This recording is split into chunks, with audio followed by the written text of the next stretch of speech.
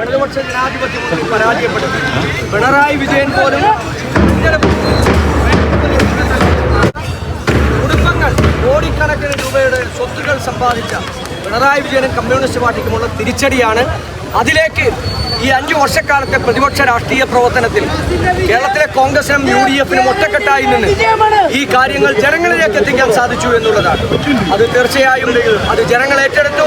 കേരളത്തിലെ പ്രതിപക്ഷ രാഷ്ട്രീയ പ്രവർത്തനം ബഹുമാന്യരായ Shri VD സതീശൻ്റെയും APCC പ്രസിഡന്റുമാരായിരുന്ന Shri K സുധാകരൻ്റെയും Shri Sunny ജോസഫിൻ്റെയും കേരളത്തിലെ മുഴുവൻ കോൺഗ്രസ് നേതാക്കന്മാരുടെയും ഞങ്ങളുടെ മേൽത്തട്ട് മുതൽ താഴെ തട്ട് വരെയുള്ള ഞങ്ങളുടെ ബൂത്തിലെ സാധാരണ പ്രവർത്തകരുടെ വരെ അത്യാധ്വാനം ചെയ്തിട്ടുള്ള കഠിനാധ്വാനം നടത്തിയിട്ടുള്ള പ്രവർത്തനങ്ങൾ കൊണ്ട് നേടിയെടുത്ത ഈ നേട്ടത്തിന് അവരോടുകൂടി ഞങ്ങൾ നന്ദി രേഖപ്പെടുത്തുന്നു.